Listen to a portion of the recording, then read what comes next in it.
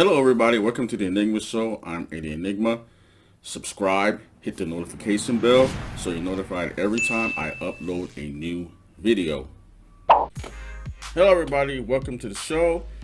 It kind of looks like the virus is flattening out in most of the country. States are being allowed to open up businesses, allow people to maneuver around. Right here in California, the governor is going to gradually open up the state starting May 15th. We'll be allowed to go to the mall in limited numbers, to the movie theaters, and to the beaches, and not just the people who live in those areas. It'll be open to the general public. We should do this slow and steady to make sure there isn't a resurgence of positives.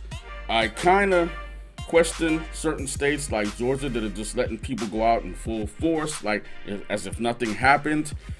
I don't think that's a good idea. They might want to rethink this.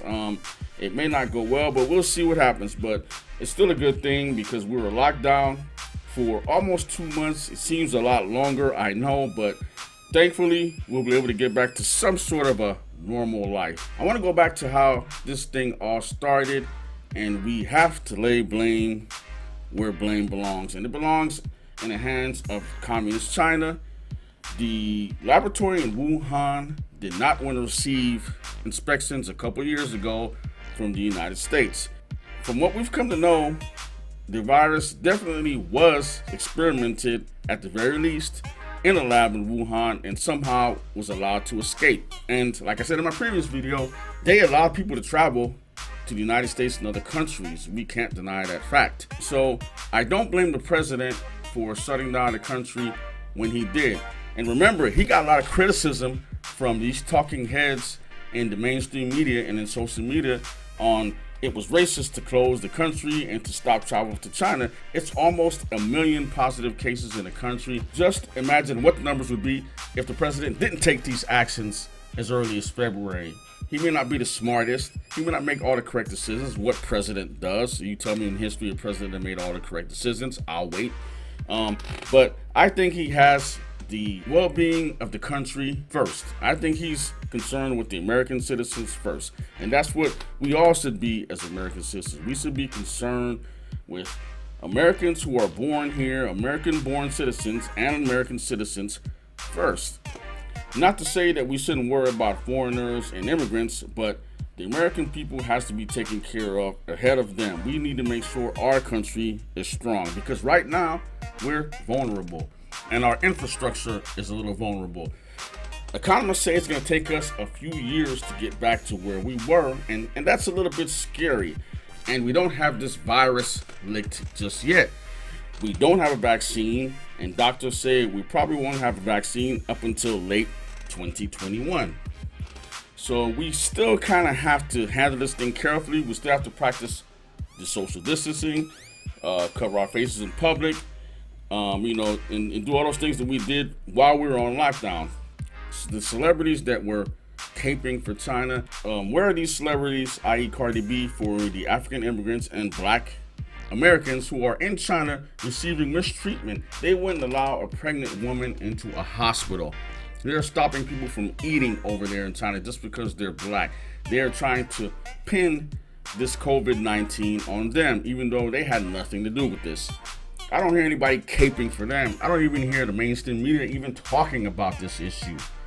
So we should worry about Americans first because, truth be told, the Chinese have been screwing this country for the past 30 years from within, low key, right under our noses. We get a lot of our medical supplies from China, a lot of our electronics, TVs, and iPhones are all manufactured in China. So we might have to reconsider this. We may have to start manufacturing these products here in the United States. And yes, I know people want products at a discount price, but we might have to buckle down and make them here. And you might have to pay a premium for your iPhone. Instead of paying $1,100, they might be $2,000.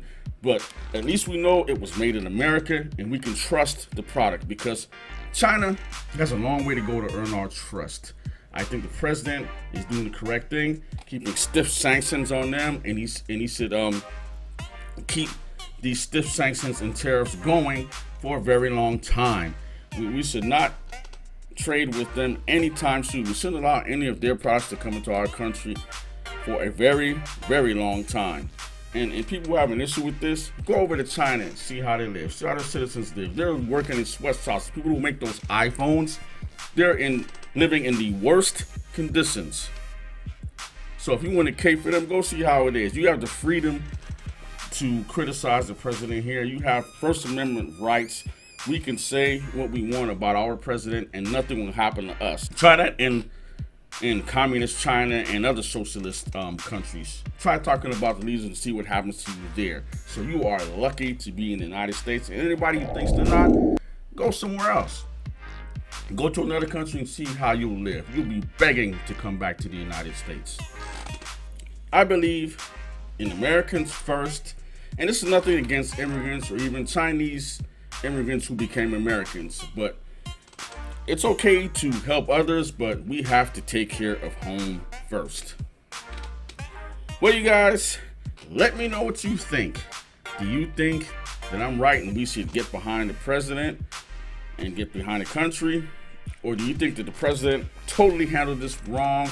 We shouldn't have cut off China and we shouldn't have stiff sanctions and tariffs on China. We should start commerce with them again once this virus flattens out. Let me know in the comments down below. Well, you guys, that's my video. Like, share, and subscribe. Once again, this is Eddie Enigma. You have been enigmified, and I will see you in the next one. Peace.